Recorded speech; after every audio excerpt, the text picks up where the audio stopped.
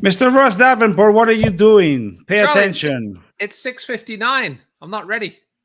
I don't know, man. My computer, my phone says 7:03. Okay. It's all right. Where have you been, Ross? Where have you been? I haven't seen you since September. Getting fat, getting older, and getting bolder. I think it's been a long time. Yeah, busy. I'm a busy man. And those of you that know me, I don't have much free time, but I'm here tonight because it's been an exciting couple of weeks, Charlie. We'll get to that in a little bit. I'm also slower thanks to a knee injury that's kept me off the refereeing pitch. You were never very fast in the first place, so no, but it's still possible to get slower. There are still refs slower than me. I know that for a fact. Oh yeah. So I'm getting there though. The knee's getting better. It's grade 2 MCL, and thanks to a certain teammate of mine that should remain nameless. No mercy. No. So teammate landed on my knee in the FAU alumni game, but I'm recovering. And I think I still remember how to do this, Charlie. It's been a long time. Yeah, we'll try. And 50 is a number, are you? Right? I'm fine. This I'm is fine. 50. This is 50 for us. It's 50 for one of our sponsors, which have been gracious enough to send me this very nice shirt, as you can see.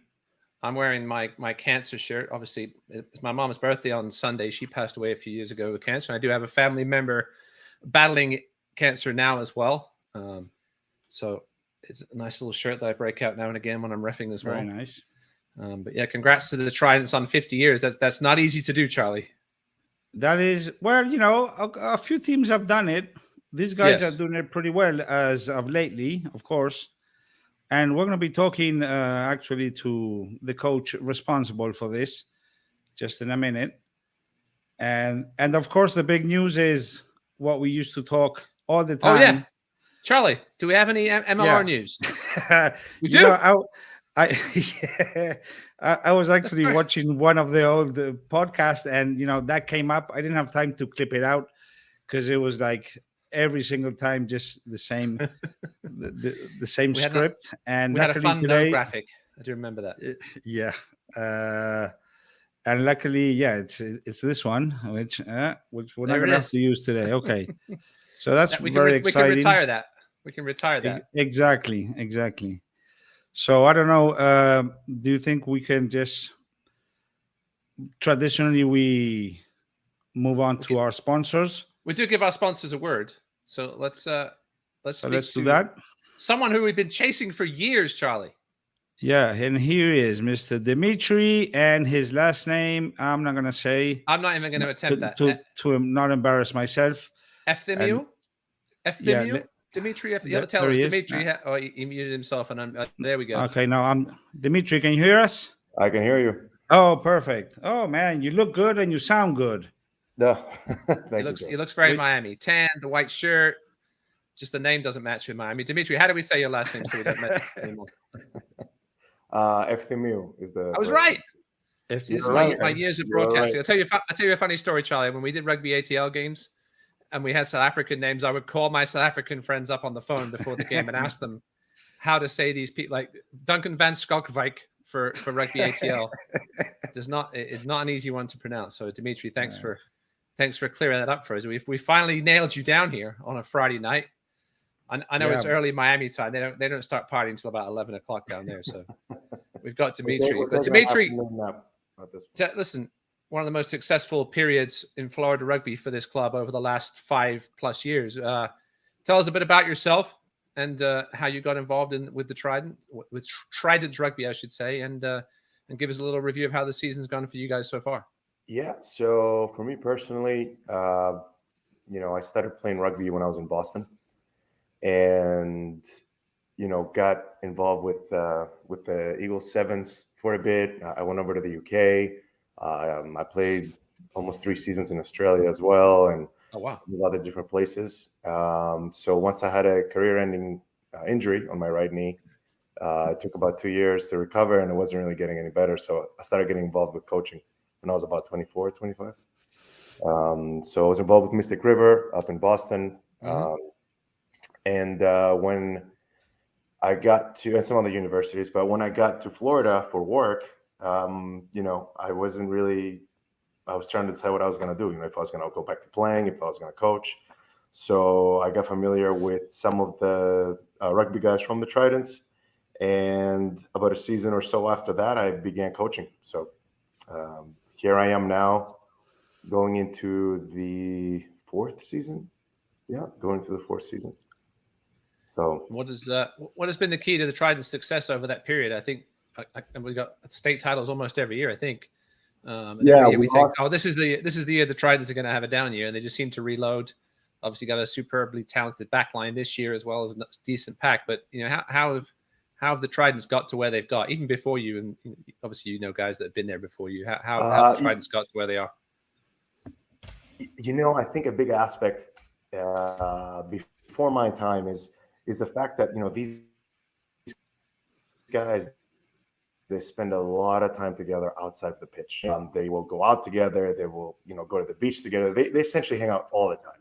So that, to me, and one of my mottos that I have for them is, you got to play the game in a way to make the person next to you the superstar, right? And they sort of seem to carry that on through the years, and that's honestly what I think is what got them to be so successful. And sometimes it's hard, because in many teams, being a part of different teams, you have guys that were different age groups. Some have families, some are just younger, some are college, some are this. So the previous group, from what I saw, everyone was kind of in the same ballpark. And now with some of those guys that retired, now we have a lot of younger guys who are sort of in that same headspace, right? So they do a lot of similar things. They have similar friends. They like to go to similar places, as well as we still have a couple guys, who have been here since the original championship, which is also great to see them kind of adapt and, be a part of like 2 or almost 3 generations of Tridents. So it's quite exciting.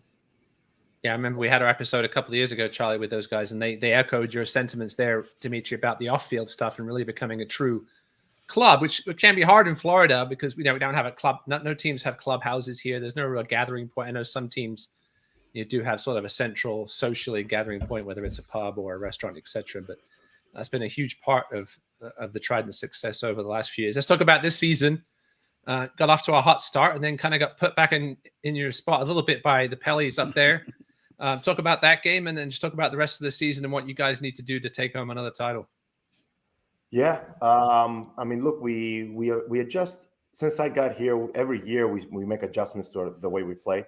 Our systems are not completely different, but they do vary based on the personnel that we have. So for us being a smaller team, as you see, we have forward spread across all over the field. And we're trying to kind of utilize our speed and our quick rucks to, make our go forward movements. So the Pelicans game was really good for us because, we faced a team that was quite disciplined. From our end, a lot of things didn't go our way. We had penalty opportunities where we should have kicked for points, but instead of, we went, and our motto, our players love to attack from everywhere and they love to score tries. So they would kick for lineouts, then we would lose the lineout, and sort of back on the back foot. And at the same time, there seemed to be either some misunderstanding or some disciplinary issues because we had, roughly almost 30 penalties called against us. So it was hard, but you know what? It's a great lesson for us. And with a young team, sometimes I think it's important to lose a few, Yes. I think a lot of them, they carry this pressure, especially from the old boys, who some of them haven't even lost the game. Right. And they see that the team will lose, so they get a sense of like, we have to win and must win. We have to win. And my mentality is the opposite. This is a development division, so the point is that we leave becoming better players every time. That's the whole point. So we tweaked a few things and we're better for it. And there are a lot of things, I pointed out and the players pointed out, and, not sitting around playing the blame game of, who did this or the ref did that, or, it is what it is. So that's that. The big one tomorrow. Go ahead, Charlie. Let's show some respect and let the president talk, okay?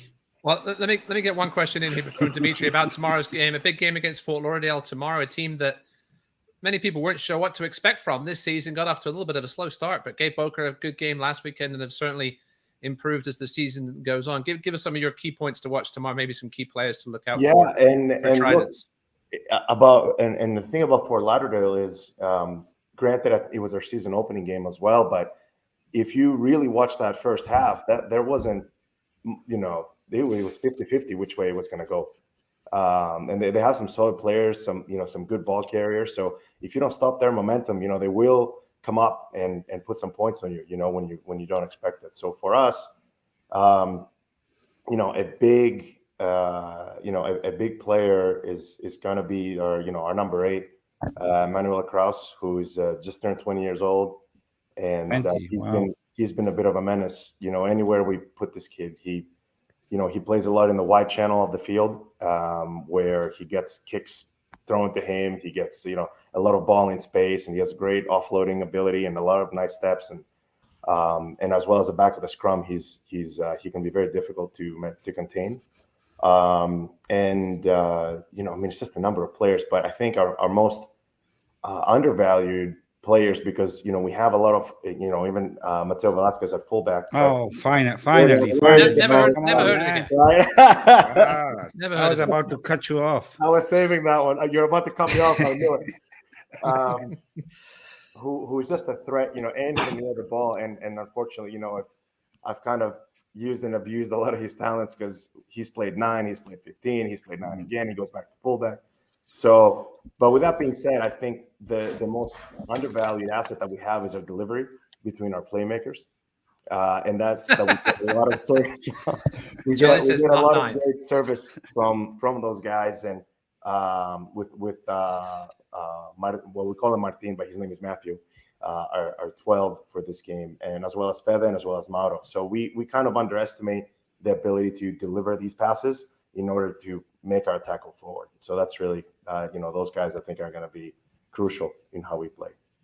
No, solid squad. Matthew Marnowitz, obviously former life stud, national champion there. Well, let's bring in Jose Bermudez. I don't know where he is. Look like he's at a party somewhere.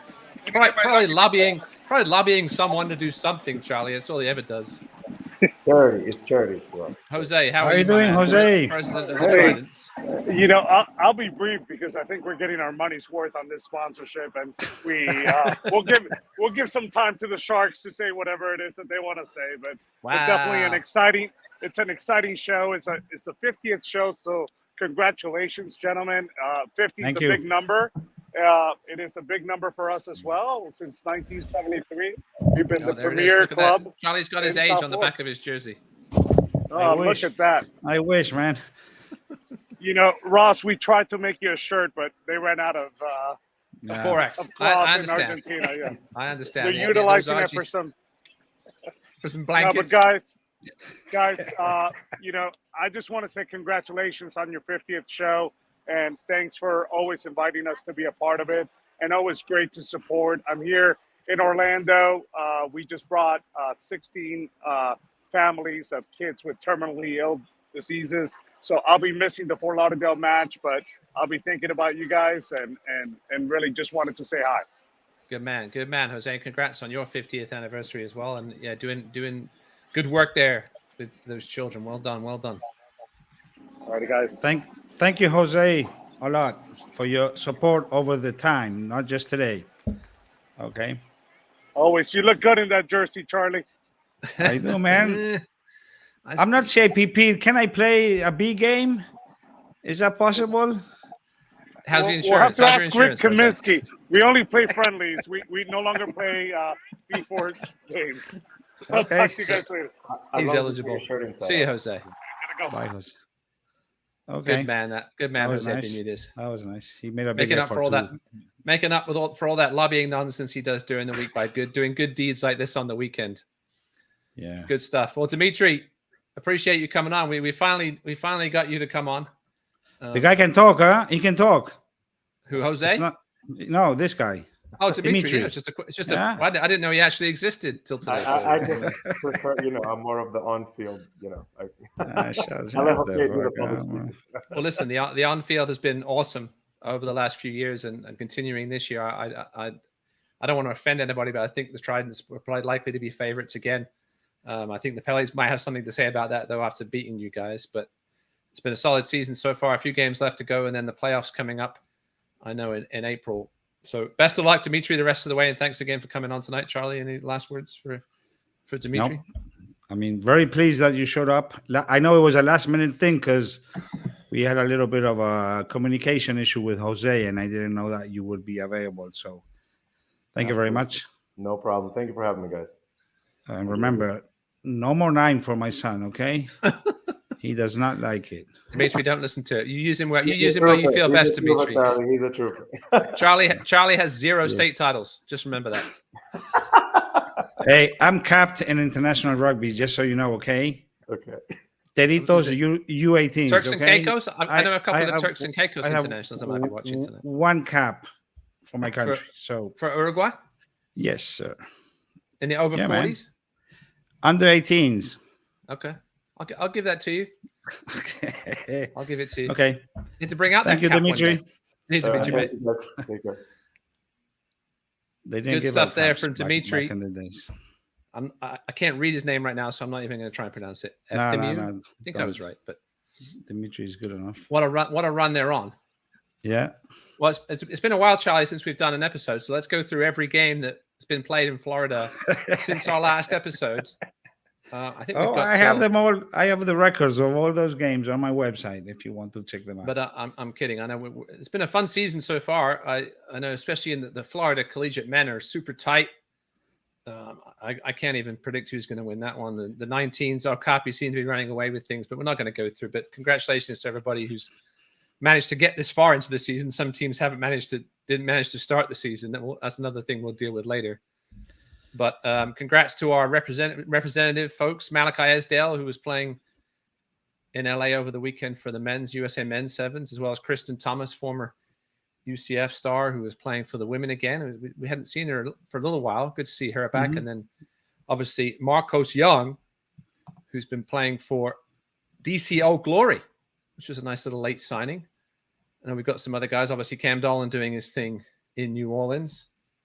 And who's that other potential Miami Shark who wants to play for them, Charlie? Everybody seems to want to come and play for the Sharks now. Oh man, yeah, of course. We've got some great Florida talent out there. Obviously, all the refs as well. Cisco Lopez thriving on the women's World Sevens circuit. Oh, Cisco told me he was willing to be like the on-site ref for the Miami Sharks. Okay, that sounds good. If they I've seen Khalil Harrison doing 15s internationals in Europe as an AR. Good stuff there. Listen, pick up the whistle. If you're tired of playing and getting hurt, pick up the whistle at a young age, and this is where it can take you. We've had some very successful referees come out of this state. All right, Charlie. Okay. Excuse me. We already asked you if we had any MLR news, and we do. And we do. And I would like to introduce our guest today. Let's just bring him in. Now, hello, Mariano. There was rumors going around. Hey, Mariano. Rumors going around a few months ago. We'd seen a logo that had been sort of trademarked. We'd seen the name being trademarked. We'd seen some sneaky social media stuff. One of which proved to be it wasn't them, Charlie. I think that's somebody, Richard Collins, in the chat from YouTube was talking about the logo and color change. I think, Charlie, you established that wasn't really them, right? It was a false start on the Instagram, which Mariano Marco can tell us about. The CEO, COO. I think that's what I said. But COO. Yeah. Listen, I'm a half a glass of wine in, Charlie. COO of the Miami Sharks, a new MLR team, which will start in 2024. Obviously, the 2023 season just started a couple of weeks ago, and Miami will be in it in 2024. Welcome, Mariano, to Talking Florida Rugby occasionally. Thank you. Thanks so. And thank you. It's a privilege for us to be covering this. This, I believe, is like the first public appearance that you guys make, and it's really a privilege for us to be able to do it. It is for sure. I think it's a nice way to celebrate your 50th episode and the 50th year for Tridents, right? Good stuff. It is. So, Mariano, first of all, tell us a bit about yourself, rugby-wise, where you're from originally, your rugby history, and how you got involved with this project. Well, I'm originally from Argentina. I played there. I started when I was 4 in Club San Cirano, where I grew up pretty much. I played until I got injured in my neck. I got a couple of other injuries, like all of us, knees, shoulders, but the neck was the one that sent me to university and focus on my law degree. Then I moved to the Caribbean. I played in BVI and the Cayman Islands, more relaxed rugby there, but quite competitive in the Cayman Islands. And then moving to Miami back in 2013, originally joined the Key Biscayne Osotes, the oldies, and then I joined Okapi. I was part of the first men's division for Okapi, the first game that we played with a bunch of friends over there. Then Okapi was too far and traffic was starting to be really painful in Miami. So I moved to Miami Rugby, also with some friends. I still have friends in both clubs. And then I also coached and refereed eventually Key Biscayne, the under-19, under-16. So I was involved in the youth as well. So a rugby man here in Florida for 10 years or so. And how did you get involved? Well, talk about the project. Obviously back in, I think before the pandemic, 2019, there was rumors swirling around about a French ownership group that was looking at venues even before the pandemic. And obviously once the pandemic hit, things kind of hit a brick wall for obvious reasons. And then, this sort of popped up within the last year. And talk about how you got involved with the Miami Sharks project and how long it's been going on for. For me, it wasn't too long ago. I got an interview with the ownership group and the board members a little longer than a month and a half ago. So for me, it was quite recent. I wasn't involved in all the discussions and all the other conversations that happened. So for me, it was a pretty recent thing. Okay. Yeah. But do you know how long the project has been going? I assume they've been talking about it for 2 or 3 years now. Yeah, I know there were different groups, and I know this group has been preparing this for 3-4 months already prior to the bidding process, but I was not part of that. Gotcha. Yeah, what's the status of the club at the top now? We obviously have the owner, and then how many board members do we have at the moment? And so we have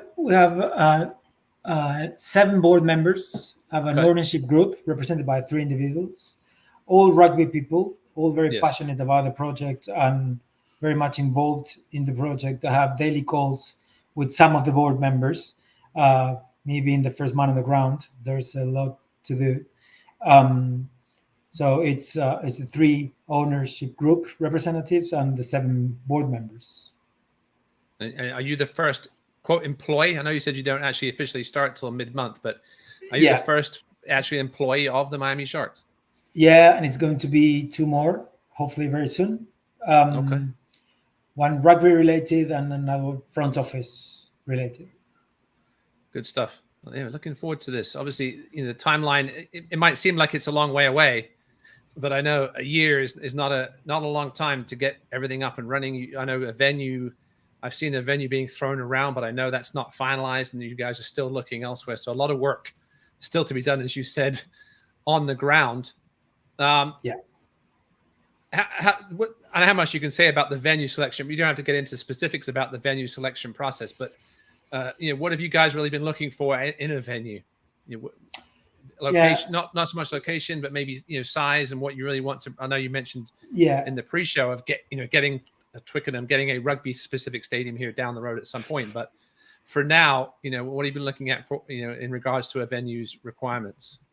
We're not quite there yet. We're looking for venues. Of course, there are a lot of American football fields out there that we can seat 6,000-7,000 people easily. Right. But I think for us, the idea is to make the experience entertaining, not only for the rugby fans, but try to bring not necessarily the people that know rugby, right? So, and in order to do that, we need to make it a whole experience. We need to make it fun. We need to make it entertaining. We need to make it a family day where rugby happens. This is a team of Florida, right? We have to be very excited about it. I was very excited when I first heard, and now I can't believe that I'm working for the team. So this has to be very entertaining. It has to be an experience. It has to be fun. So that's what we're trying to do and finding a venue that accommodates all that requires a challenge, right? It's a challenge. For sure. Charlie, go ahead. Yeah, I was going to ask you also, of course, I know this is something that is in the works, but if you can tell us a little bit, sort of time-wise, when, because this is, I've been getting some questions from people, and a couple of things that many people are like very anxious is the coaching staff. When is that going to be selected, more or less, and how would the recruiting process, I have guys asking me for video highlights because they want to be ready. Yeah. And so, what is the message for our local players that are that's very exciting to hear. That's what we're trying to generate, the local audience to be enthusiastic about it. Stay tuned, because we're going to be announcing shortly the calendar of events. There's going to be a proper event where the franchise starts the works, right? Finding a venue is key, and we're working towards that. And then it's going to be camps and tryouts, probably after the first part of the year. So all our local players and not only locals, right, will be able to demonstrate their abilities, and not only for players, also for front office, right? We'll need to form a team on the field and off the field. So I really encourage people, our rugby fans and non-rugby fans, to be part of the Sharks. This is our team at the end of the day. Yeah, I would obviously stay tuned to social media. I know the Sharks are just starting really to get into that on Twitter as well as Instagram. So stay tuned, follow them, follow the official. I know we've got a couple of fake ones out there. One. MIA Sharks Rugby. And I'm sure Charlie will also. Yeah, I'm sure Charlie will also. And to thank you, our Founders Club sponsor Black Toro, for that, who've been very supportive of us from the beginning, which is very positive. Say the name again. What was Black the name? Toro. Black Toro. Black okay. Toro. Yeah. Black Toro, as in black bull. Black bull. Correct. And there's an affinity there. The Bulls and the Sharks and. Yeah, it's like we're in Super Rugby, Charlie. I don't know where I am. I'm in South Africa all of a sudden. Exactly. No, but great stuff. And Charlie, as we mentioned pre-show, I was involved a little bit with the Rugby ATL broadcasts in the first season of MLR before the pandemic hit. And an MLR roster is comprised of, a good amount of full-time professionals, but then also part-time professionals, and also, local amateur players with some aspirations to become pro that will be involved, especially at the training level, because with the salary cap as it is in MLR, it's very difficult unless you're owned by a certain Australian. It's very difficult to stay under the salary cap and get 34 professionals in there. It's just not going to happen. I know Rugby ATL was made up of sort of 4 tiers. There was the full-time pros making the big money. There was the full-time pros, the younger guys making a little less money. There was the part-time pros, and then some of the local amateurs that were invited to practice and may end up making the game day squad as well. So it's more than just the full-time pros. There's definitely opportunities out there. It's very exciting. It's one of the more exciting things, especially for the youngsters. Potential of an academy as well. I'm sure that's been talked about, as it is with all the clubs in MLR. Talking about youth rugby, Mariano, how do you plan to get the youth involved? Because obviously that's going to be a key part of filling a stadium, is getting the kids involved, both on and off the field, with development programs, and getting into the game as well. That's a vital part for us, not only as a Miami rugby person, but also as part of the MLR franchise here. It's a vital part for us to develop, and we're planning to put an academy in place so we can start trying to decrease the gap between the pros and the senior amateur players. That's part of what we're trying to do and trying to start this year. Right? Interesting. And I assume have you been in touch with other MLR clubs to see how they've managed to get things done? Yeah, we did. And that's also part of what we are going to do this season that we're not playing. Get out there and get around the country. Yeah, don't reinvent the wheel. Try to replicate the things that some other teams are doing right. Try to redirect and do our own things on others. So exactly that. With the Miami flavor, right? How much do you think this franchise could be? Because I sort of think it will be something a little bit different from others. What is your opinion on that? I think the fact that all the ownership group and the board members and everybody that we've been in this project, we come from rugby. I'm from rugby on the Argentinian side of rugby, where it's for the clubs it's still amateur, right? Whereas the values, integrity, this passion, solidarity, discipline, respect, it's the fundamentals. I think trying to replicate that into this franchise is going to be vital. Is going to be the fundamental where we're going to build from. Of course, we're going to compete and we're going to have a competitive team and we're going to try to win the league the first year. But for us, the idea is, well, it's could be a bit optimistic, but that's the objective, right? Why not? Do it with the values, with the right values in place. I'm gonna bring a question in from the crowd here, from Roy Monk, who's the president of our Florida Rugby Referees Association. It was kind of going to link into my other question. My next question was going to be about how you market to the non-rugby fans in Miami. I'm going to post this Roy question here. How you're looking to represent Florida, right, as the only MLR team. How are you planning to draw a supporter base from the entire state when you are based in Southeast Florida? Obviously, some people are 3 hours away, some people 5 hours away, some people might be closer even to Atlanta than they are to Miami. But have you talked about how you plan to draw those fans in from the center of the state, and also how to draw those local fans in who might not be rugby people? Yeah, absolutely. And I think the main point there is not to make just 80 minutes of pro rugby and then everybody go home, hopefully with a jersey or a cap, but try to make rugby happens in one place, from the kids playing to the amateur seniors, men division.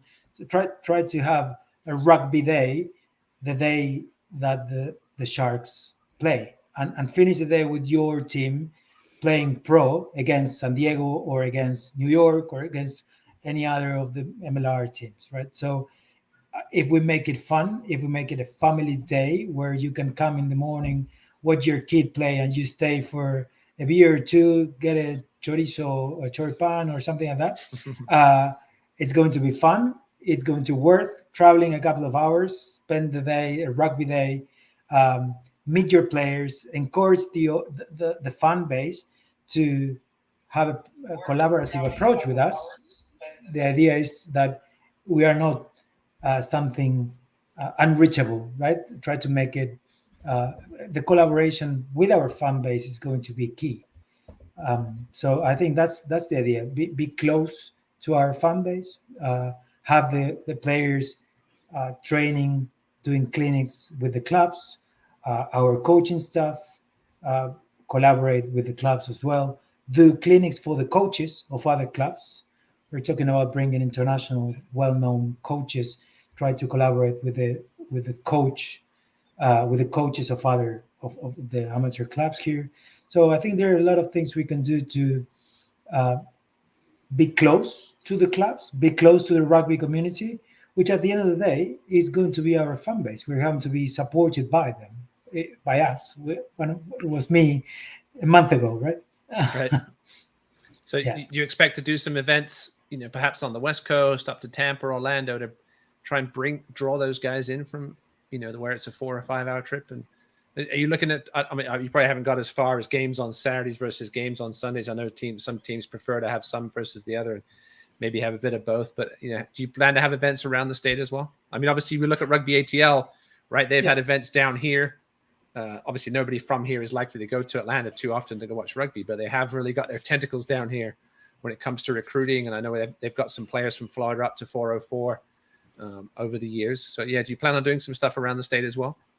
Yeah, at least campsite and tryouts for sure. the idea is that we get to know all the talent that we have in the state, which for sure, it's not only in 305, it's pretty much spread out.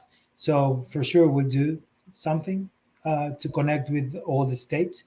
In terms of games, it is premature. I cannot tell you that yes or no. Yeah.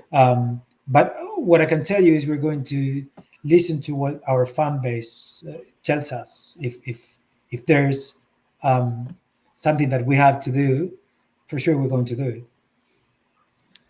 Charlie, you want to post that next question from Hybrid and link into that? It's a good link. No, speaking of the fans. Speaking of the fans. So what can we do as fans to be beneficial to the growth of the team, like sharing social media, 10 matches, etc.? I know he's going to be there, this guy, yes, for sure. Only a couple hours away. Yeah, how can fans really help out, Mariano? I mean, I assume, share stuff on social media and just tell everybody you can, hey. Yeah, absolutely. And I think it was the same thing when we were trying to build a rugby club, right? It's bring your friend. It's bring your friend. And all of a sudden you have one friend on Thursday night, and the following Tuesday you have two more. And it's exactly like that, right? We're trying to build it the same way. We're trying to build a club, not only a professional franchise. What we're trying to do is engage with the rugby community and bring more people to the rugby community. Yeah, I mean, obviously, if you're coming down from 2 hours away, you don't want to come on your own in a car. You got 3 other seats. Try and fill them up and bring people with you. And we need to make sure that you guys have something to do beyond watching rugby, right? That you have a nice meal, that you have a good entertaining the place in the stadium or surrounding areas. You have a nice beer garden where you can have 1 or 2 and enjoy with your friends and your pro. Just no cheerleaders, Mariano. I'm tired of cheerleaders in rugby. It started to sneak into the English. Tried to sneak into the English game before I left. I said, "Come on, I don't mind a bit of fire. We just don't need cheerleaders at rugby." Cheerleader and mascot, right? Mascot, I'm okay with if it's designed nicely. Right? Now, speaking of sharks, we got a lot of sharks in rugby. We have Sale Sharks. We obviously have Sharks. We've got also the Miami-Dade College Sharks, who are just around the corner. Over Southeastern Sharks, we need to come up with some kind of cool mascot that sort of differentiates all the different sharks involved around the rugby world and the South Florida world. Let me see what else I had on my questions here. Yeah, you mentioned full-time jobs and a team, Mariano. How many full-time employees do you expect this team to have? To get into specifics, but a range perhaps, and when would hiring start? Again, we said a year away, but that year is going to be. That year is going to fly by. Yeah, there's no doubt. Yeah. So along this year, we're going to probably end up being 15 between coach and staff and front office. Right. Some teams, they have a GM, someone for sponsorships, tickets. We'll try to again not to reinvent the wheel, not to overpopulate the office, but try to do it right from the get-go, right? So we're going to have between probably 15 people.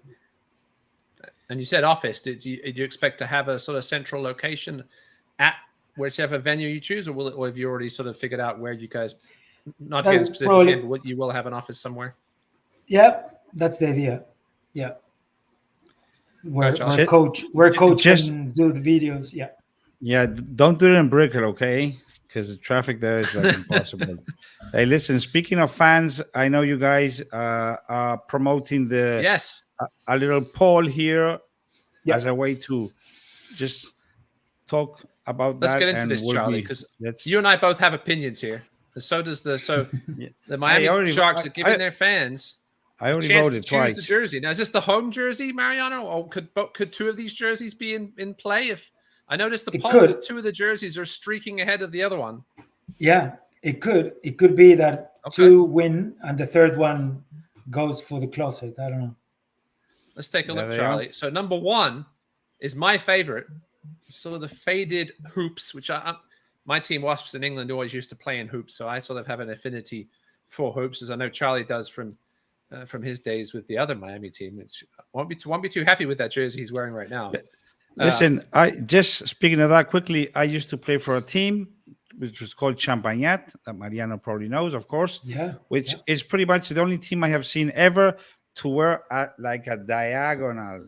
Oh, like Peruvian soccer, like Peru soccer. Could they have that? No. Half the shirt was blue. Oh, half and half. White. Half and half. Manuel Belgrano, that's it as well, right? Oh, they do. I don't know. Yeah. I think black, red, and blue.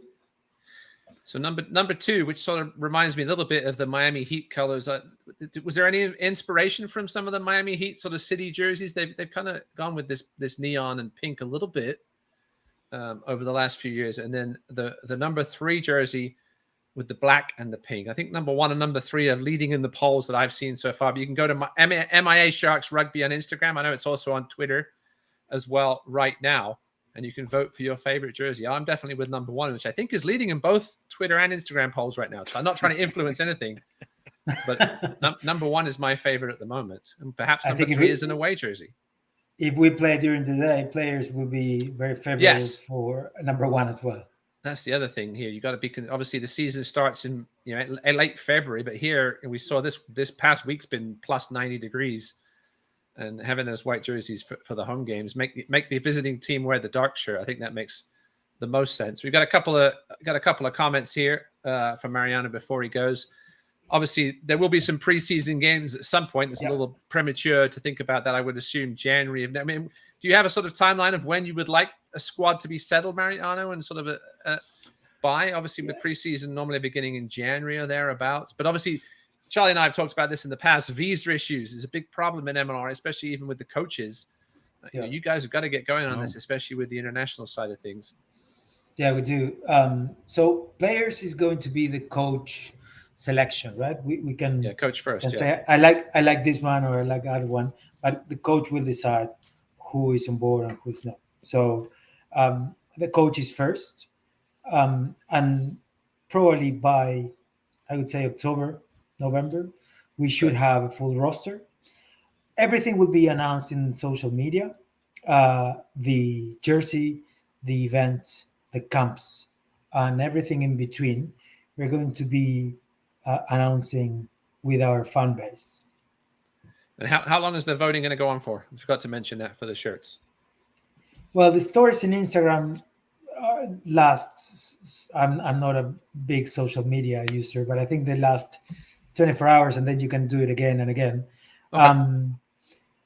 I think we're going to give it just 3-4 days, to see what's the repercussion is, and then we'll decide. It's and then we're going to announce the jersey who was the winner. There's a good idea from Rob Mabry having I think we need to have more than one off weekend, Rob. I think once the MLR schedule is announced, then maybe we can set up the rest of the FRU schedule and just play it around those home games. Because how many games in a season, Charlie? I asked you about this the other day, and I couldn't remember how many games in an MLR season. Mariano, how many home games will you expect to have next season? So 8 home games, at least. So we can do that, Charlie. So plus we can the season. We will just have to cancel the Florida season, like entirely, and just watch MLR. Some teams cancel their seasons for themselves, Charlie. So that's not a problem. I mean, Mariano, have you? You can be honest with me here. Have you spoken to potential coaching candidates? Have you opened that selection policy? You have. Okay. Yeah. That'll be key. Look, that's obviously the one thing I'm very excited about, because that's really the first when that coach is announced. Then you're like, okay, now we really have a team starting. They're going to be shortly. When I say shortly, within the next month or so, some announcements. Very exciting announcements. Nothing to break here, though, Mariano. Nothing to break here today. I understand. Well, you have the jerseys and you have the logo. I'm canceling that check I sent you. No, I'm kidding. No, the jersey. Listen, when Charlie said that we were doing the jerseys, that was awesome, and I said it's going to. Well, we can do another one in a month or so. So we can announce every month. Coach every month. Listen, I like it. If you want to announce it on here, bring that coach on. That'd be super fun. Maybe we have to do our next episode. We'll have to do it with a beer, right? Oh yeah, I drank my wine already, but listen, only the beer that's sponsoring, only a beer that's sponsoring you guys though. I'm not gonna. I like that. Drink any other beer. I like that. My last question for Mariano, which was a bit of a silly one, was if you could sign any player. No, it's interesting. It's interesting. If you could sign any player, I mean, I think I'm going to say within reason. I mean, I'm not, Dan Carter. We talked about that, but just jokingly. Is there any player? Who's your favorite player out there at the moment, Mariano? That you could say, hey, if I want to start a franchise, I'm bringing this guy in to start it. 3. You said 3. Yeah, players. But that's Mariano. That's not the Sharks, right? Because I'm going to get myself into trouble saying this. No, if I was to do a fantasy game, like let's do this. It's fantasy Sharks. Damian McKenzie, it's a player that I really admire since D-Mac, yes, he started. Yeah, Dupont, Antoine Dupont, of course. Yeah. Who else? I think D-Mac's doable. Finn Russell. Finn Russell. Man, what a player! When he's on his game, he has his moments where he forgets what he's doing. Or he tries to quite disruptive. Scottish 10. He plays like an Argentinian 10. And from the past, maybe Carlos Spencer. Ooh, how old's Carlos Spencer now? He's surely got 8 games in him. Yeah. he might be already out. I don't know. Juan Hernandez could be great as well. He could play. Doesn't he live here? Isn't he living in Florida? Yeah. He's not? No, I don't think so. No. I don't know why I heard something like that. I think he lives in Buenos Aires. That would be great, right? That would be beautiful. I think he's the best player I've ever seen live. Oh my God. Yeah. He's up there for sure. Mariano, I don't know if you want to answer this question, but which of those kits is your favorite, says Miami TVG? I like the white one. Okay. Yeah. My wife likes the one in the middle. I don't see colors very well, so I can't even tell which color is it. That's why you're not a ref. I am. Oh, you were? Yeah. Oh my God. By being colorblind with being a ref. Listen, you have a whistle. I got some games this weekend I need help with. Yeah, that could be great. Miami B, St. Thomas. Come on, let's go. Let's go. That's good fun. My friend Charlie, and then to finish off with Mariano here, this has been awesome. And a privilege, as Charlie said, to have you on our show as really the first face of Miami Sharks rugby out there for the rugby community and the larger community. Charlie, anything to finish off here? Can I do a little, I don't know how to call it, discretion? I'm gonna just have a little very short chat in Spanish, okay? Yes, go ahead. If you allow me. ¿Cómo está la comunidad argentina en general mirando esto? Muy entusiasmada. La comunidad rioplatense, diría, no solamente la argentina. Okay. Muy entusiasmada. Se está palpitando con los bombos. Boom, boom, boom. Hacemos y después del Mundial de Fútbol tenemos que hacer algo semejante, ¿no? Okay. No se nos pasa el entusiasmo. Very good.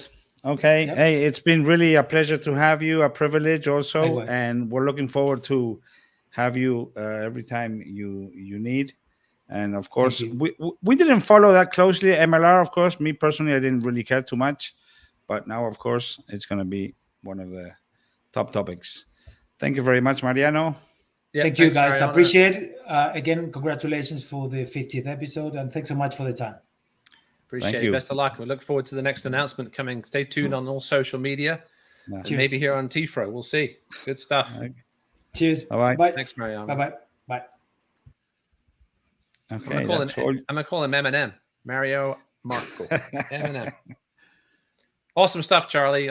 It's exciting, right? As you said, MLR, when I was involved with doing the Rugby ATL broadcasts, I was, heavily into MLR. And then, when you're not getting paid to pay attention, it drifts away a little bit. I do still pay attention, obviously, with our local players. Chase Shaw-Haskin, who we sort of half mentioned earlier, drafted and then traded and then injured. Hopefully we'll be back at some point in this season. We mentioned Cam Dolan earlier and Alex Tucci playing in Dallas and Marcus Young in DC. There's a number of Florida players that I love to pay attention to and see what they're doing. And now, we'll get our own team and maybe they'll want to come home. How different is it to have them here and be able to go and watch them? That's what makes it so exciting, It would be awesome. Players you have seen, or Marcos. He used to play with my son when he was 10 years old, and now he's playing, and having him the most exciting thing I watch MLR for is just to see Cisco. Yes, our referees. Because we know him. So I haven't heard much from Lex Weiner lately. I'm not sure what's going on with Lex. I'll have to text his mom and see. He's a busy man up there in New York, I know. But Khalil's been about, obviously, globetrotting as a referee, and that's exciting stuff as well. But we're very early in the process, Charlie, with Miami Sharks, but it's going. Oh, right? yeah, It's got going now, and hopefully things continue to roll on nicely. All right, let's get back to our focus. The name of is Talking Florida Rugby, the name of the podcast, and we're 2/3 of the way through the season, Charlie. I would say 3/4, maybe. Pretty much, depending a little bit on each division. We've invited Rick Comisky, FRRA president. FRU president. Jesus, you put that. Look, hey, come on, man. The president of the FRRA was texting me. He posted the question earlier, so I'm all confused. We did invite Alan Lawson, who said he was going to jump on with us, the FYRU president, but he has not joined us yet. We'll see if he does. But let's bring one sharp-dressed man, Rick Comisky, into the podcast. We asked him why he was so overdressed, but he is the president of the Florida Rugby Union in his first year as in that position. Rick, thanks for joining us, mate. Live from, where are we? Brickell, somewhere fancy in the 305? We're at the FRU headquarters. FRU headquarters. Nobody knows where that is, Rick, so that's absolutely no use to anybody. Undisclosed. Also, before we get started, guys, I want to say I was talking to Jose Bermudez earlier, and he told me that you guys have one of the top 10 podcasts that discusses rugby in Florida. So congratulations on Charlie and I. We've used that as our intro. We are the #1 Florida rugby podcast in the world. Exactly. No, not in the world. Wow. Florida rugby podcast in the world. Yes, we're the #1. There is a challenger out there, though, Charlie, that's been trying to steal some of our thunder, but they post a lot more frequently than we do. So I think when we come on, people pay attention. Rick Comisky, welcome. How's your first season going? How's it been? Are you still sober at this point and enjoying it? What have you heard? Nothing, but listen, it's a position that not many people want. You stepped up graciously and took this position. I know you and I chat on occasion about the trials and tribulations of being the president of the FRRA, but let's talk about this. Let's start with the positives, Rick. How's this season gone so far?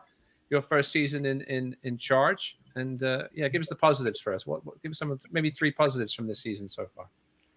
Yeah, I guess there's a lot of teams that haven't had any problems administratively, so that's a great positive.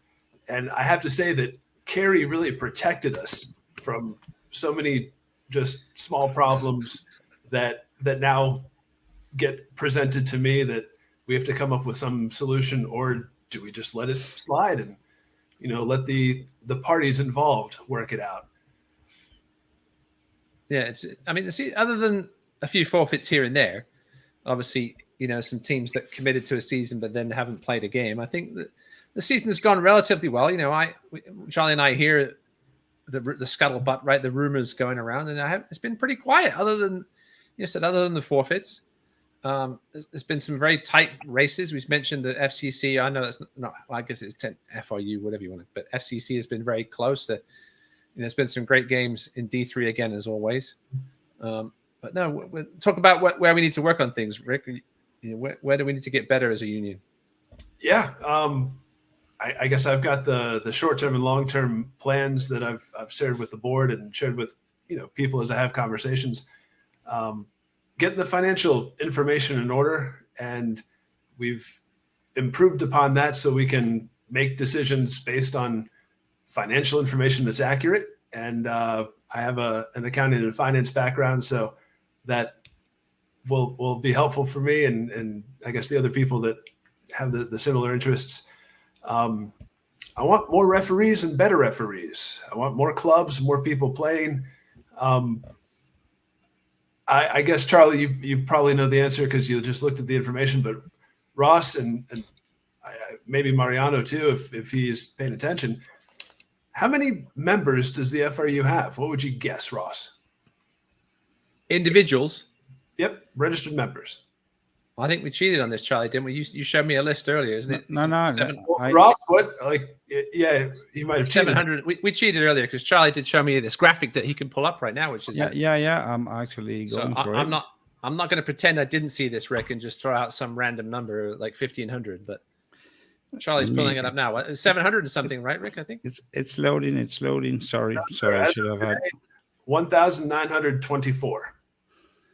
Oh, there you go. Charlie's got it up now. You have to add up. You have to add up this one. That's separated between senior men and women and the college. Oh, okay. So 1,900. Are you happy with that number? I don't really have a basis to compare it to. We really had the registration numbers fluctuate every year in every part of the country.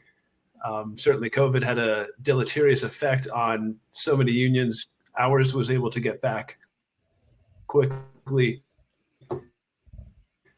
and I think that ours was quickly adjusted. But this is, I guess, my base year, and I hope to have better in future years. Yeah, talk about long-term goals, Rick.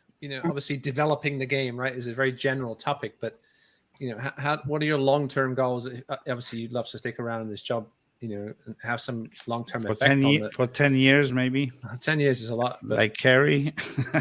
Obviously, increasing numbers is one of these things, right? But we've obviously got certain areas of the sport in this state that are lacking more than others, i.e. mostly on the female side of things and on the youth side of things in certain areas of the state.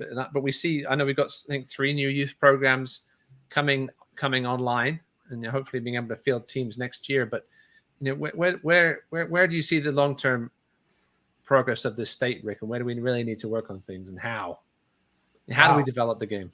I know that's a loaded question, but big picture. Let's look big picture, 30,000 feet. Well, you did mention that you had some long-term plans. So yeah, and I guess to properly answer that, we're going to extend that into episode number 51. That'll be next March, maybe. Yes. Just some headlines. Every rugby administrator is given that question thought, and I guess my solution is that for the next 15 season, and this isn't final, but either the first or last Saturday of the month, there's no important game.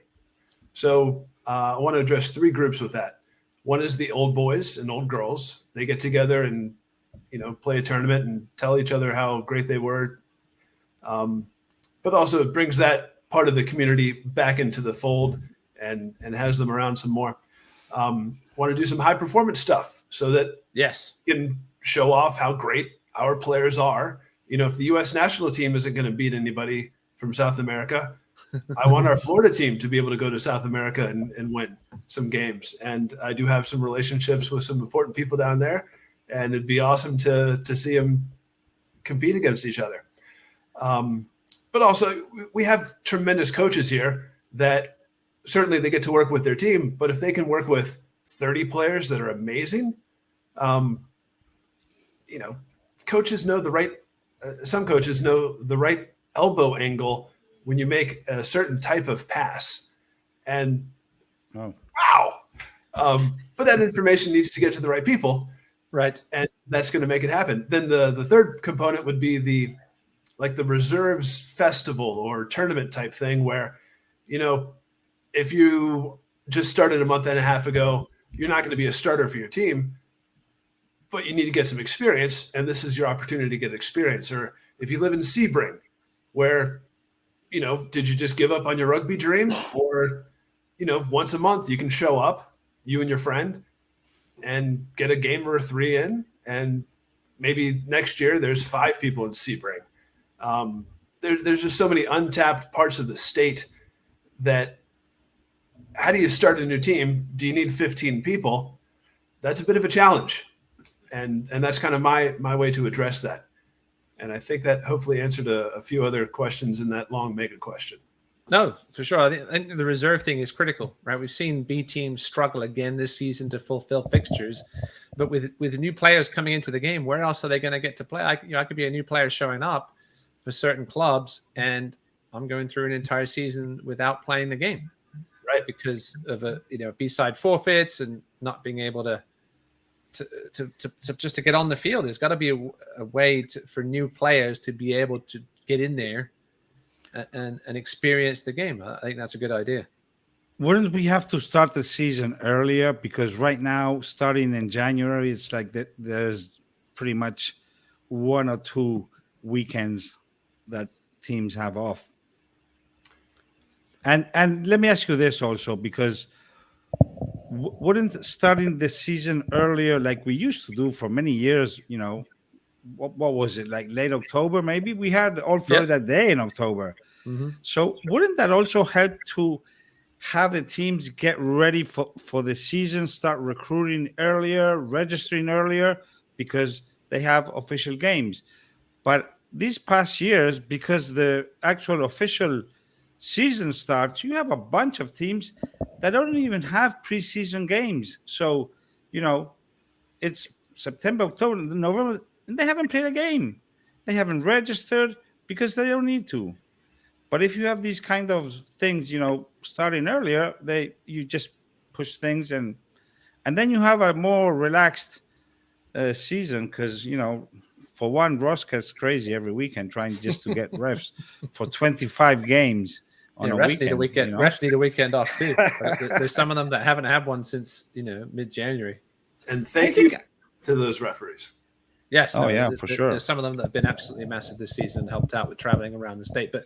But I think, Charlie, Rick, is it a team choice to start the season when they do? I assume it is. The bylaws specify that each vice president is responsible for their schedule for their division. Okay. So if the women want to start in October or September, the women's vice president gets to make that decision. There's certain people of the past generations that know that the season was all year. Some teams played 50 games a year, and that was back against 15 with no substitutions. Yeah, there's got to be a happy medium somewhere. I think right. Charlie and I always discuss early November. Play a couple of games in November, a couple of games in December, and then you're not scrambling in the spring and losing players for an entire season when they when they tear a hamstring in early Feb. They're done for 2 months and the season's almost already over by the time they get healthy. Yeah. So as the union, what can we do to help the teams have not 23 players, not 30, but 35 or 40 players that can all contribute to the top team in that club? Obviously, it varies from team to team, Rick. But what advice do you have? Any advice for these teams that are struggling with numbers about recruitment? Recruitment is always a big question, right? And it obviously varies from team to team and men versus women versus youth. But where is the recruitment lacking, you think, with these clubs? The union a few years ago paid somebody to put together a marketing template, and I don't know that anybody's used it, but it exists. And the union has done that. Now, the question is, should the union be responsible for recruiting players to your team? No. And how much should the union spend to make more rugby players or rugby fans?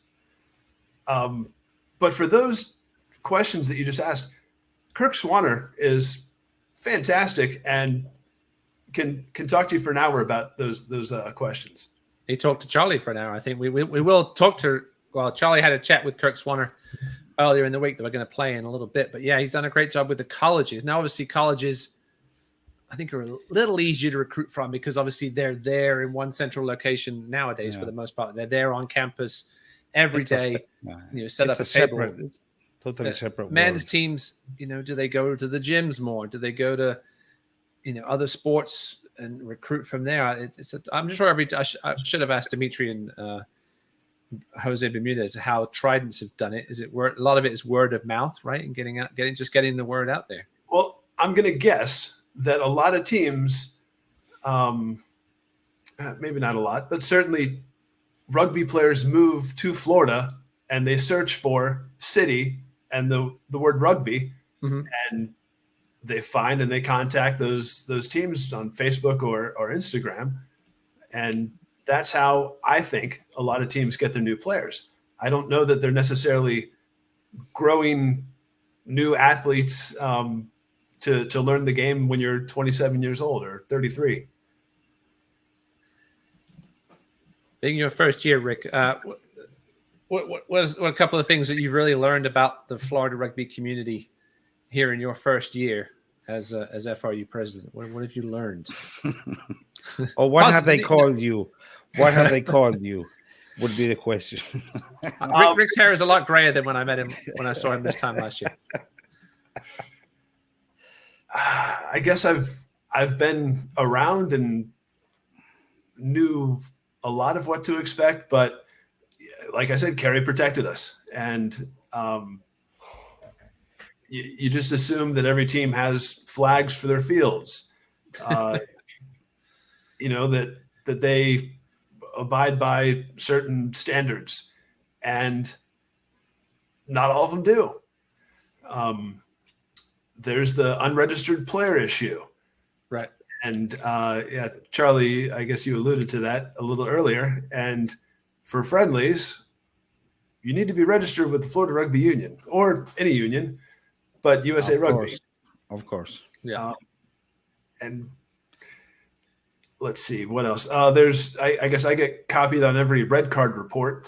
So I get to see we've seen some interesting ones this season. I don't get to see them all, but a couple that I've seen and or heard of are I don't think we've had as many maybe as we have in the. I know. Let's talk about that while you're here. I mean, an issue that a lot of people bring up is cards. Why are we not publishing cards? Who's getting them? Why? Even if it's just a brief what law they broke. But in the past, the union, as you said, has protected maybe the players in that situation. Of I'm not going to publish this guy's name. Is there somewhere I can go now where I can see who got the cards, or is that still in the works? I don't know where you, as a member of the public, could go. But if I'm a club president or a club captain and I'm playing a team this weekend, should I not know especially if I know these players from most of the teams? If I'm Miami or Miami Tridents or Boca or Lauderdale, who know each other very well, I should probably know who's not supposed to be playing this weekend, because as a referee, I show up, I don't know. Right. So when we receive the red card report, our general manager, Evan, puts it into the Rugby Explorer that person is not allowed to be registered, and rosters are due before the game kicks off. And if a player has a red card and isn't able to play in the next 3 games, you can't put that player on the roster. Rugby Explorer won't allow it. That's my understanding. And so you should talk to the other team before the game and make sure that the rosters are submitted. That is correct what you said. The only thing that not all teams in any division, maybe I'm not sure, FCC uses Rugby Explorer. So you have a bunch of games, you don't even have the rosters the day of the game or even later. And then a follow-up question is, why wouldn't the public be able to know all these cards? There's a good question from somebody named Andrew Davenport. And that's no also one can see true. the Rugby Explorer rosters. Plus, we're not checking IDs. No, you how can do we see know? them. You can see them if they post them, and you have a bunch of people who are on this. What do they call it? Like non. You can't see the names. Name withheld. So, name withheld. I don't know withheld. what's up with that. Yeah, we're not checking IDs either. So who's to say I show up to a game? I've got a red card. I show up and say, "Hey, if nobody knows who I am, if I was red carded in my first game and nobody knows who I am, and we're not checking IDs, and who's to say they're not going to play me anyway?" Right. Nobody's going to worry if you're playing, Ross. Of course not. Well, I'm just using myself as an example. The point is, we have limited resources. We could have, a fourth official at every game. I don't think that we can find a volunteer for that position. So, what do you expect the union to provide in that case? Now certainly, Mrs. Davenport pointed out that you can't see the roster. You should be able to, and I can't tell what you're showing us. Okay, let's cross on the phone. Okay, some roster. That's a roster. I mean, so here's an example, Rick. I played in an over 35 men's soccer league down here. Okay, and as part of being able to play in the league, we had to provide passport photos to the league, and we were provided IDs. Now I know there's a lot more players in the state of Florida than there is in the Carl Springs Adult Soccer League, but would something like that be a possibility down the road? I mean, I know we've checked IDs in the past, and we do when we get to the playoffs, but you know, with the Explorer being as user friendly as I've heard, I've never actually been on it, so I don't know. You know, is there a way we could somehow? Is that something down the road that you think might happen, Rick? I don't know. I'm just trying to figure out a way for. I know this teams in the past have broken the rules. They've got caught, thankfully, a lot of the time because it's been individuals that everybody knows are troublemakers and shouldn't be near a field. But you have to assume that it's happening at somewhere, some point, someday, right? Yeah. I want to get the message out that in order to play a sanctioned game, you need to be registered. And it's not rocket science, Rick, right? Well, I mean, if you let it happen, you're bringing shame upon the glorious reputation of your team. But this is not Game of Thrones. Come on. It's a game. No, it's a tough one. But yeah, I think we should get there eventually. If soccer can do it, we should. Work in progress, I guess. I'm open to suggestions and ideas for solutions. All right, before we kick Rick out of here, state finals, Rick. Do we have any news on location, dates for those sort of things when it comes to senior men and women, and maybe FCC? I don't know if we have any news on that. We're getting close here. We're already early March. You said for the state championships? Yeah, state championships. Do we have any news on location, date, or any potential news on that side of things? Working with Hendry County. And I don't even know where that is, so please expand. I've heard of it, but I have no idea where it is. If you go west from where you're sitting, yes, 30 miles. I'm in the Everglades. I reckon you'll be smack dab in Hendry County. So we're playing the state championships at Ave Maria. No, northeast of Ave Maria. So we have a venue. Can you give us the yes? No? Yeah. Hendry County. All right. Between Clewiston and Immokalee, smack dab in the middle of BFE. But okay. All right. Listen, I'm up for. I like when it moves around and it's not too far for everybody. That's a reasonable location. So Hendry County. What's wrong with BFE, sir? And do we have a date? Do we have a potential date for this? These state April finals? 15th. Yeah, April 15th, tax day. We have the date. Your taxes are due, and state finals will be happening. I have an idea in the swamp. Bring your bug spray. Bring your bug spray, people. I have an idea for the finals. In between games, can we have a drop kick competition for money? Oh Lord. Huh? Only if there's age group tiers, Charlie. Of course. We used to have kicking competitions at Ruggerfest. We used to have kicking competitions and sprinting competitions at the old Iran Fives. Rest in peace. Maybe that. I remember. I think Gavin Curtis winning one of those. Gavin Curtis back in the state of Florida. I keep getting emails saying, "Is that the same Gavin Curtis that left here a few years ago?" I said, "Yes, it is."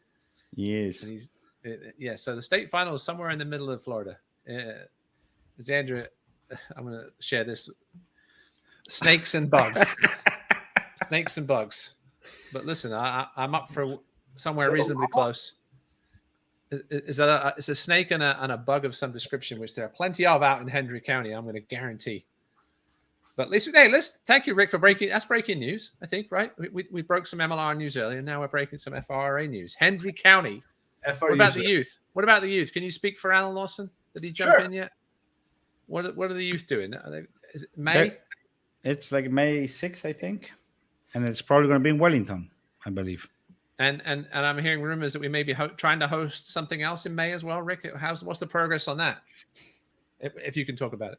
Your Florida Rugby Union will be hosting the South Championships. It's been a while. It's been a while. Really? When was the last time? 18, maybe? That was back in over there in Naples and in Fort Myers, wasn't it? We did have one in Fort Myers, and we also had one up somewhere, Ormond Beach. Maybe I want to remember, or was that Sevens? Maybe. I can't remember. But Fort Myers was definitely one because I ref the D3 South Champs that year when I was. Wife says 2018 Daytona Ormond Beach was the last time it was. And I trust her judgment. Charlie's hitting the button. Charlie, you're the producer. Hit the button. Yeah. Before I curse. 2018 Daytona Ormond Beach. I remember a beautiful hotel on the beach that year. So it's been a while. So do we have a location for that? Or are we still looking, Ricky? I believe we have that location. and just Evan put together a wonderful package so that we would win the bid. And hey, that's great news. What date is that? Championship. Does Evan Haig? He does love a good championship. What date is that, more or less? I want to say it's the 6th and 7th of May or June. May. Oh shoot! I think that's the same one. We got a lot of stuff going on in May. I can't even keep the high school invitationals in May. The youth championships are in May. The South stuff is in May. Thank God, Surfing Sevens isn't in May. It's in June. I don't know where it's going to be this year. We got kicked off our field, so stay tuned for that. But we're working on that too. True. Do you want to talk about sevens? No. Okay. Well, briefly, if you want to make an announcement. Oh, Rick, yeah, you did say you have something to say about sevens. No, if you don't want to talk about it, that's fine. Listen, you asked if I wanted to. You asked if I wanted to talk about it. I don't want to talk about it. But I'm the one paying Ross. So go ahead with what you have. Getting paid for this? Go ahead, Ross. Sevens. Okay. Go. Yeah, we're going to do a formal Summer 7 series. We've got 4 tournaments that have committed to being part of it, and one who has not yet committed to it, but we're waiting for a response from them. But there'll be just, I guess the top division where I'll kind of play like the HSBC 7s where the points build up and there's a champion at the end. Points mean prizes, Charlie. Points mean prizes. That would be nice. We're going to get sponsors with that, and working on getting custom balls again for the summer. Ooh, balls for sevens are always good because they tend to go over fences and not come back. And I always steal one of those, so I'm just letting you know right now. I'm not going to talk about you stealing balls, Charlie, because there's some stuff that would get you in some serious trouble if that information were to leak tonight. By the way, there's only 19 people watching, but we know how the word spreads in the rugby community. And Charlie, let's not go there. I'm not going to go there. Okay. May 6th is the high school and youth finals, but if it overlaps with the South, my brain just exploded thinking about how many refs we're going to need for both of those. Where are the youth finals going to be? And Wellington. Can't make these in the same place. The youth finals are in Wellington on the turf. Lovely. Okay. Well, I mean, maybe I don't know. Turf. Let's talk about turf, Rick. Yes. Let's not. Oh Jesus. I mean, it's a sore subject at the moment. All these fields being turned into turf around the state. Rugby really is the one sport to suffer immensely with that. So if anybody knows how to create more refs for that first weekend in May, as the wife said, it's always South, and now we've got the high school invitational. Although I will say they are bringing in a lot of refs from out of state for the high school invitational, so we shouldn't need too many local refs for that. But and hey Ross, Rick, you should add Andrea Davenport to the board. She seems to know everything. Her board days are done for now, I think, as much as she'd love to help. All right. Well, Rick, we still got to hear from Kirk Swanner. And yes, let's move. That may clear the room. No, I'm just kidding. But Kirk's got great things to say about FCC. He's done a superb job with live streaming games this year, which I think you and I, Charlie, were a little skeptical about how that was going to work. But I think it's worked out all right. Right now, we just got to get some of these other non-FCC teams even just filming games regularly. Would be lovely. And have you seen that weekly wrap-up show? I have not, but I've heard it's doing Rugby Report. I think it's called by the Quick Cut folks and the folks at Full. Is it Full Sail doing it? Now it's a high school. Now it started with the college, and now it's a high school. Good stuff. I have not seen it yet. Kirk is going to talk about that in the interview we're going to air right now as soon as Mr. Comisky. All right. Well, Rick leaves us. Thank you so much for joining us tonight in your dapper suit. I'm going to assume you're wearing Speedos below the screen. Thanks for treating me like that. Can you stand up and turn around? No. Listen, if you want to see Speedos, just go check out the Orlando Otters Instagram. Charlie shared that with me earlier this week. That was awesome stuff from the Otters and their fundraising Jello shot drive they do. Respect to the Otters out there. I'd love to see them playing a few more games this season. Have they played a game this season, Charlie? I'm not. They have traveled, and they had a team visiting. They're active, for sure. Great on the socials, the Otters. So check them out. Well, Rick, thanks a lot as always for joining us. Best of luck the rest of the season, and stay sober because I know this job will drive you to drink. Thank you very much, gentlemen. Cheers, Rick. Thank you very much, Rick. Bye-bye. So Ross, let's go to. I mean, unfortunately, Kirk Swanner, Commissioner of the FCC, he could not be here because he's in California. He is in so California. He's still working or getting out of work just now. So we pre-recorded an interview. What I'm going to show now is a little bit of a condensed version. The wife wants to go drink at the Irish, but not a sponsor. Well, they do sponsor Surf and Sevens. They're not a sponsor of the show, though. But one of the best rugby bars in Florida. So this is like a short version of the interview, which I'll post entirely on my YouTube channel. So let's just get to Kirk.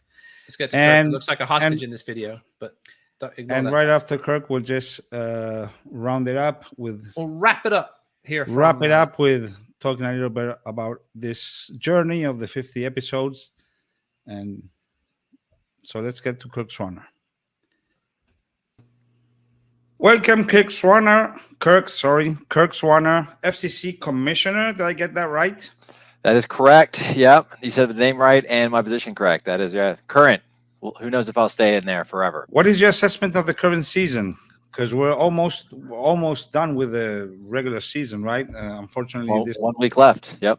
Conference has gotten better every year, right? So when I looked at the stats last night, I looked at the point differentials. The way I gauge how the season's going is point differentials in the games. So 50% or more, 50% of the games have been decided by 7 points or less. So to me, that's incredible because you want to have a competition with a lot of parity, right? Everyone talks about we need more minutes to develop players. And I think there's some nuance missing in there. We need more meaningful minutes. And what I mean by meaningful minutes is minutes that players are on the park, that their energy and their efforts have an outcome, an effect on the outcome of the game, right? So if a team is up by like 40 points or down by 40 points and you put your bunch of subs in, those minutes aren't quite as meaningful as if the game is a 3-point game and you put your subs in, right? So the fact that half of the games are 7 points or less means all those games are so much more important. Every person that's on the park is going to have more fun because they could affect the outcome of the game. Yeah, we can have both, right? More games and more.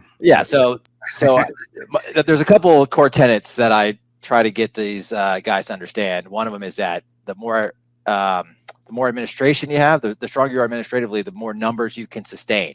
So I think a lot of times if the clubs are small, it's not because of like lack of recruitment or retention. It's just like lack of administration. Have better administration, your retention rates are likely to go up. Mm-hmm. Yeah, I know you have studied that topic. So here we have the I lived it. I've seen it happen. That's why I know. But. Yeah. Here we have the standings. Pretty amazing. Just 2 points between the first 4 teams. And as you said in a little email you sent out today, it's at this point it's anybody's. Can still host a quarterfinal. So the number one, whoever finishes number 1 will have a first round bye. 2, 3, and 4 are going to host 5, 6, 7. So 6 teams are still on the opportunities to host a quarterfinal. Like how great is that? Every game this last week all matter. Yeah. Let me tell you, I was not a big fan of this system that sort of started creeping in FCC and in high school. Like everybody goes to the playoffs. I don't know if I'm getting used to it now or it's I don't disagree with you, Charlie. I don't at all, actually. Like I don't. When people say like participation trophies, I'm with you. I don't want to give participation trophies. The only reason we have it set up the way we do is because the season, there's no good way. I want to get to like an 8 to 10 games. Yeah. And there's no good way to get there. So we had to do this kind of everyone makes it in thing. Definitely a way to achieve that. Do you have any picks? You want to pick who's going to be champion? Oh God, no. As a commissioner, God, no, I'm not making any picks. This live streaming thing that as I said, it's really an historic thing, accomplishment. How did you? Was this your idea, and how did you get everybody to? It was something I wanted to do. Like starting to stream games. So we streamed the championship last year, and quick cut. They're there in Orlando. One of the UCF assistant coaches, Pat McNeil, he helps out. He's got a really good connection there with Quick Cut. And so it was kind of between Todd at Quick Cut and Pat. They came up with like kind of this general idea and like a cost frame for us to record every match, right? Because at some point, in order to have good coaching, you got to have good video because you got to know where you're at. And every club was always relying on university students. And so when the price of like streaming a game, recording a game got to like a pretty reasonable spot, it was just easier to buy it all in bulk. So, we got up, Quick Cuts there in Orlando. They have a good relationship with UCF. That's what kind of opened the door for us. And then I just talked to Todd and Pat and said, hey, what's the options here? What can we do to record every match?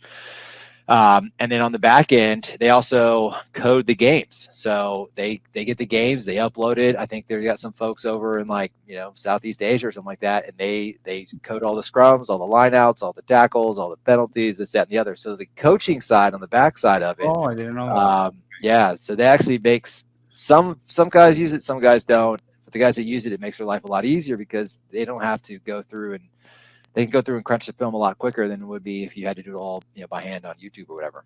And a little bit associated to this streaming thing is this Rugby Report project. Tell us a little bit about that. That's all the Quick Cut guys. So they have a relationship there with Full Sail College there, and so there was an opportunity for them to create an opportunity for the students to get experience putting together a show. So Full Sail did the first couple, and then he switched over to some high school, the high school kids who do a great job with it. Okay. And so this is. I didn't know that. Yeah. Yeah. So this is all from Quick Cut. I think this is more of experiential opportunity for some local folks there and help out. So I think they're great. Again, like I'm not sure. I watched the first couple. They're cool. I'm not sure they're for like diehard rugby fans. They're probably more for like rugby affiliated people, like some parents and some other folks like that, that don't know everything, the ins and outs, and don't know all the minutia. But it's great. Like the more media we can get out, the better. We'll see if it continues or the viewership on that was pretty bad this last time around. So if we can't get the numbers up, I think it might be, you're almost done, man. Shelved. You should finish it. Yeah. And there's definitely a lot of production effort put into it with all these interviews on site. Yeah. I mean, like, what kid or player doesn't want to get interviewed after the game? Like, sure, it's annoying, but it's fun, like, and the whole point of the FCC is that it's like this is supposed to be a really good experience for the kids, like the playing and the on-field stuff, like it's also important, but so is the experience, like, yeah. So all this production value is great, it's interesting. Yeah. I'm really glad that we're doing it. Let me ask you about your plans of because of course we have these 7 teams, right, that have been pretty much from the beginning, all of them, right? And nowadays we have like 5 teams in the D4 college division. Are you guys trying to move them over to FCC? Is that your goal? They're so we work in 2-year cycles, because I want to make a schedule, and then I want to get the return matches the next year. So that way, when we do after a 2-year cycle, when we do our next format, we're starting from fresh. Okay. This summer, we are going to have a meeting in May. I do want all the clubs to show up so that we can have a really good debrief of where we're at. When I pitched the FCC, the whole point was it was an 8 to 10 year plan. It wasn't a forever plan. Some things have come around, like we do have bowl games this year, which is great. So, we're about midway through it. And so I really want to do a deep dive and see, what's been working, what do we need to be better at? Like the whole point also is to get to D1A. And so we're a bit off the mark to get to D1A, I'd say. So we still got a ways to go. And expansion is likely to occur. So I don't think we'll be able to prevent expansion for 2 years. But this seems to be harder than the MLR to get a team in. No, man. What do you have to do to get in? One, I wish there was 14 college clubs in Florida, because then we could have a Division I and Division II, and both are stocked full of teams that can have 2 great competitions. The problem we had, when we created the FCC is that there wasn't, there's 10 or 11 teams. So if you go 7-1, there's only 4 left in the other. It's not that great of a competition. So we need more teams. So there's that team in Doral coming up, which would be great. I don't know about that. Who are those? Florida Millennial University. Okay. Millennial University. I was actually going to ask you if you knew about other colleges that are planning to launch.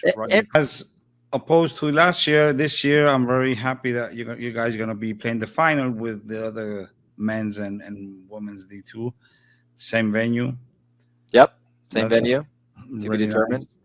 But yeah, I'm happy that the men's and women's schedules align with ours, right? Because we put ours out first, and then everything else got to match up to us. So that's fantastic. You put them out like a year in advance, which is pretty Just about. amazing. That's really good. So, no reason not to. well, Kirk, that is, I mean, more or less what I wanted to find out. I don't know if you want to make any other comments of your plans to rule the world. No, Charlie, just I just want to say thanks for all your efforts you do here with rugby in Florida. Yeah, like you make the job, it helps with the club, the sport in general, right? Because sports is nothing but drama on a field, right? Unscripted drama. And so, you help create more drama. Like once people realize that, drama is just part of it. And, if you don't have respect for your opponents, you don't have an opponent, you don't have a game. Like, we love playing. So then, like, just enjoy the drama, enjoy the moment, respect the opposition, and respect the referee.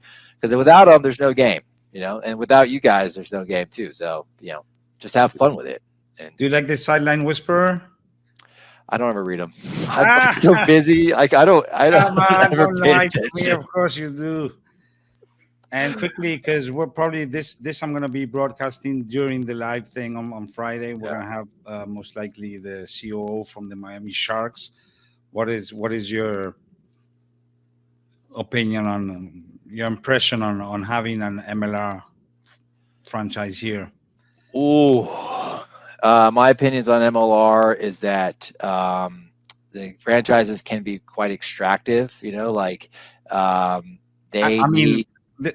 question is, do you think it's going to be a good thing for rugby in Florida? That would be the question, actually. I don't know, actually, because there are times where the MLR franchises are extractive and don't actually help out with the local grassroots because they need money and they need things, and they're going to try to take it where they can. So if the Sharks are invested in growing the grassroots in Florida, it could be fantastic. If they're not invested in growing the grassroots, it could be devastating. So, that's my opinion. From seeing the Giltinis and talking with some of the folks, it's not like I haven't interacted with MLR teams. So, okay, well, I'm also glad that you are a referee. That's a great thing. Yeah, and I really like that you said it's really a great thing to do because we really do need those. You're gonna be here for the finals. Are you gonna be here, right? I don't know, actually. It depends if Rick's willing to open up the pocketbook and pay for my flights back out, because I'm not paying for them out of pocket for all the time I give. I'll probably pay you first class. Come on. I'll be lucky to get the Frontier flight out of Ontario straight into Orlando on the red eye. So, yeah. Okay. But I think we got it all, huh? Thank you very much for your time. And congratulations again on such a successful season so far. And I think it's in many ways it's a little bit of an example for other divisions how to work, because you make a big emphasis on the administration, which I totally agree. And that's the only way to make it a solid growth and having plans. You just mentioned, this is just an 8-10 year plan. I doubt any club has a 2-year plan. That is great. Yeah. And that's actually, we really need that. Yep. Thanks, Charlie. Thanks for everything, buddy. Thank you very much. I'll see you around. Bye-bye.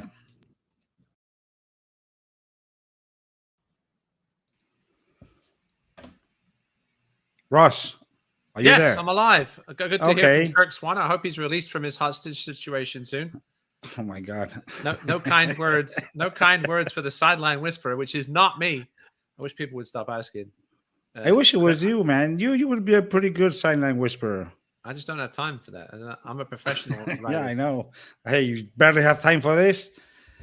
Yeah, we didn't even talk about that. Listen, I just want to quickly give a shout out to my crew over there. Look at that, Sean. Congratulations, Charlie. Tomas, your son, getting engaged to. Is that Alice sitting on the chair? Yes, that she is. That's Valentina. Of course, there's some dogs around. Your future daughter-in-law Having a big party tomorrow, I know. Congratulations to Tomas out there. And I wish I'd see him back out on the rugby field again, but maybe he can pick up a whistle at some point and make himself useful. Oh man, you don't want him as a ref, no.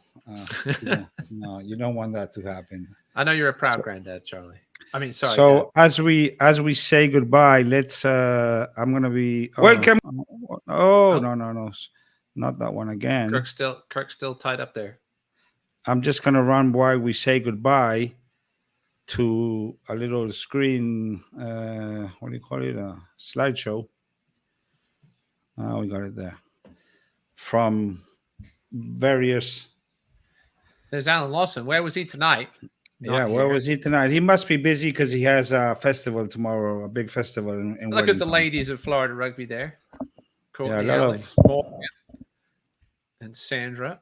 Sandra now playing for Lindenwood. There's Roy Monk and Gary Nation, who's leaving us. He's moving out of state. Oh, he is? The episodes, he is leaving. I think he might have already left. Jeremy Brown, he left already, gone to New York. Roy is getting over pneumonia. I hope he's feeling better. I have to call him after this. Oh, sorry. I'm going to make it a little bit quicker because... Yeah, we got to go to Irishman and drink. Oh. Exactly. I don't want any problems. Wait. Let me... But anyway, just before we say goodbye, I just wanted to give us a little couple of minutes to reflect on these 51st episodes. No, I mean, listen, it just seems like yesterday, right? No. No, it doesn't. It seems like 2020. I mean, you and I started this podcast to help promote Florida rugby, and we've had fun doing it. Listen, we got to 50 episodes. Episode 51. Who knows if I'll be here? I'm just, a lot on my plate, and hopefully I'll be able to contribute in the future. We'll just have to see. But great work as always behind the scenes by you, Charlie, and on all 50 episodes. You do most of the work. I just show up and Okapi's asking where my jersey's hanging up in the closet. I just decided to wear this jersey today. As I said, my mom's birthday on Sunday, and Dad John battling cancer at the moment as well. So if you see him, make sure you give him a big hug. He'll be on the pitch himself for Boca on wherever Boca are playing over the next few weeks. Oh man, we have so many good guests. I mean, Mike Friday and Perry Baker. That was one of my favorite episodes, obviously. I would say that was like the best one, not only because of the guest. Our friend John, we should have John on today, Charlie. About a month till Tropical Sevens. Yeah, we should just be called Canadian Sevens. I think 90% of the team is coming down from Canada. There's Gavin McClevey, who's got St. Thomas University going as a varsity program. Hopefully the women next year, maybe. Men are going this year. That's me when I was a little skinnier.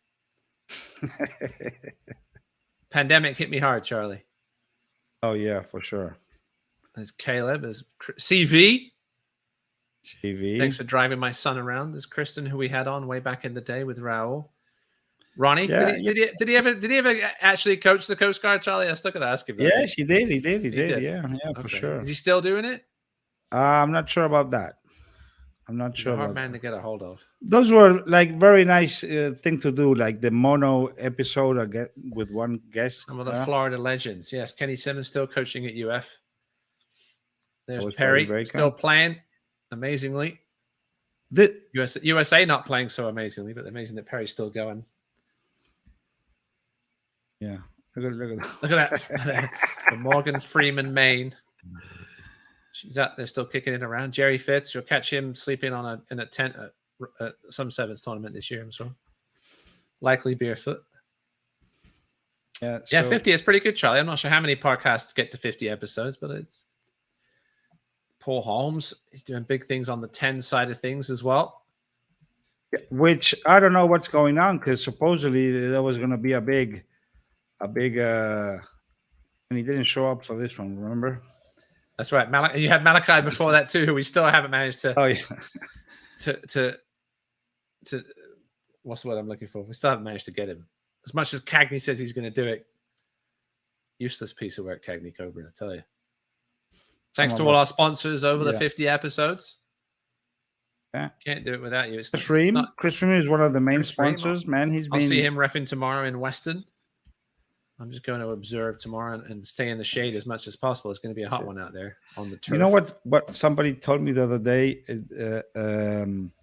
in reference to, sort of specifically for the podcast, but Rugby and Florida Giants, he was saying this is what glues us all together. I think it's one space that I have created, and with your help, the podcast, that sort of brings all the state together, right? No, for sure. That was the goal, Charlie, when you and I started this 3 years ago in 2020, that was to get, just bring the Florida rugby community and do a little thing for the wife's. She wants to go drink at the Irishman. I can second that. I'm out of wine, so I have to go and drink for sure. Drink a Magnus or something, mate. Good work as always. Stellar stuff. Thanks for doing that interview with Kirk all the way in California. So, well, we don't know exactly when we're back. We're working on that.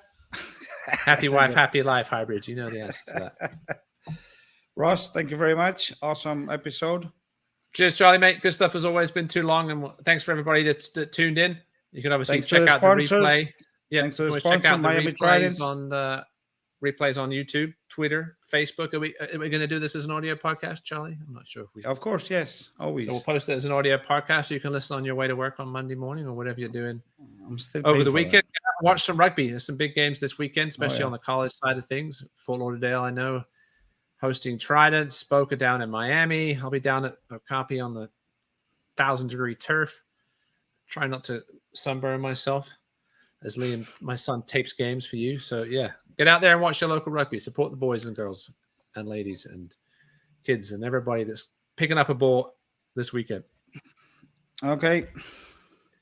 Cheers, John. And then we have from Roy. Okay. Thank you very much. We'll see you soon. Hopefully soon.